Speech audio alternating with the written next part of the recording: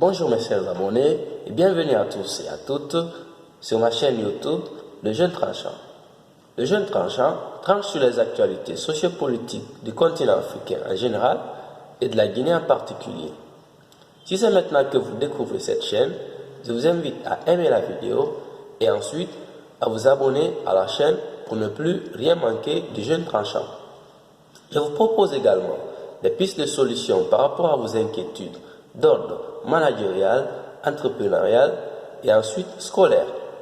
C'est-à-dire que je peux dispenser des cours en direct ou par rapport à des vidéos que je peux vous envoyer personnellement. Alors, aujourd'hui, pour cette première, nous allons parler de leadership. C'est quoi le leadership? Et c'est qui le leader? Le leadership est un pouvoir.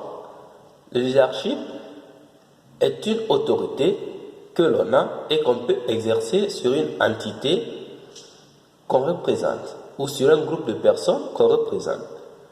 Exemple terre à terre, dans les entreprises, on exerce un leadership. Ok? Même sur le terrain de football, on exerce un leadership. Donc, partout où nous représentons, n'est-ce pas, une entité de personnes ou un groupe de personnes, et que c'est nous qui sommes à la tête, nous exerçons donc à ce moment une autorité. Mais cette autorité est loin d'être abusive.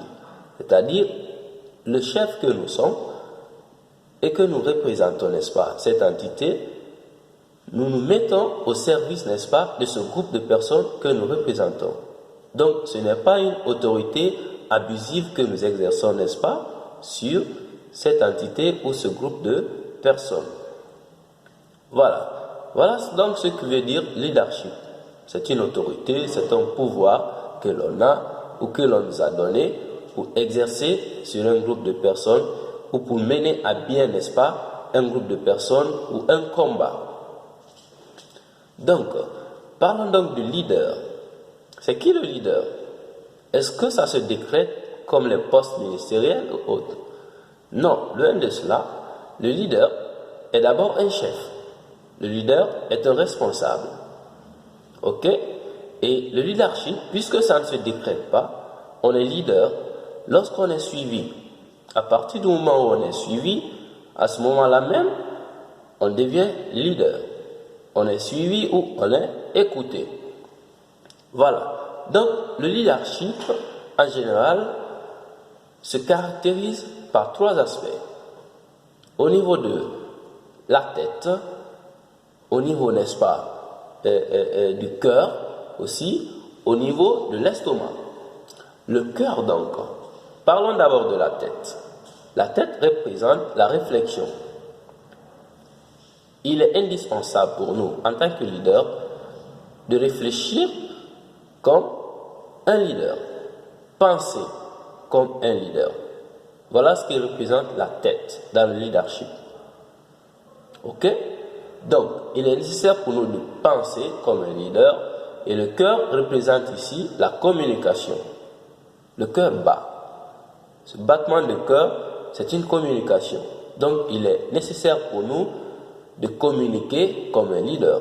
Parce qu'à partir du moment où nous représentons un groupe de personnes, nous devons, n'est-ce pas, communiquer en fonction de ce que pense ce groupe de personnes ou de ce que pense, n'est-ce pas, cette entité que nous représentons.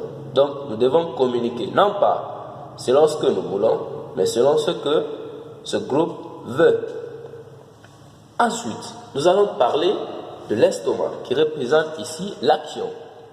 C'est-à-dire, pour un leader, il est nécessaire, et il est d'ailleurs évident pour un leader, d'agir comme un responsable, comme un chef. Donc, l'estomac ici représente l'action. Il faut donc agir comme un leader. Donc, le leadership se repose sur ces trois aspects. Nous avons parlé de la tête, qui représente la réflexion. Nous avons parlé, n'est-ce pas, du cœur, qui représente la communication.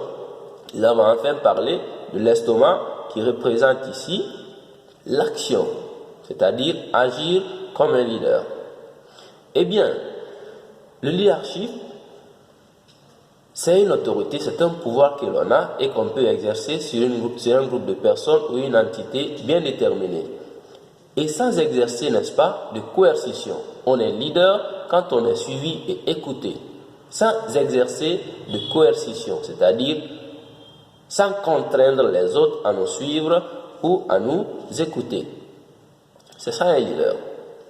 Alors, comment pense un leader?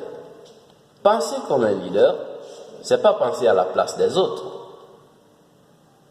C'est par contre comprendre comment pensent les autres afin de pouvoir les stimuler, et de les maîtriser. Donc, on ne pense pas à la place des autres en tant que leader, mais on essaie de comprendre les autres pour enfin pouvoir les stimuler et de les influencer dans leur comportement, dans les agissements, ainsi de suite. Enfin, pour cette introduction au leadership, nous allons enfin parler du langage corporel du leader. Tous nos faits, pour tout ce que nous faisons, près de la moitié, n'est-ce pas, du temps que nous passons, dans nos communications, dans tout ce que nous faisons comme acte, dans nos manifestations corporelles, n'est-ce pas, tout traduit, n'est-ce pas, une communication. Donc, il est très important et très nécessaire pour un leader de maîtriser, n'est-ce pas, son langage corporel, dans notre façon de parler, dans notre façon de faire des signaux, d'émettre des signaux. Donc, il est très nécessaire pour nous d'apprendre à maîtriser, n'est-ce pas, notre langage corporel. Et pour un leader, c'est très indispensable et ça peut nous mener à bien. Merci donc pour cette première vidéo. Si c'est maintenant que vous l'avez découvert, aimez la vidéo et ensuite abonnez-vous à la chaîne Le Jeune Tranchant pour ne plus rien manquer du Jeune Tranchant. Merci et à toutes.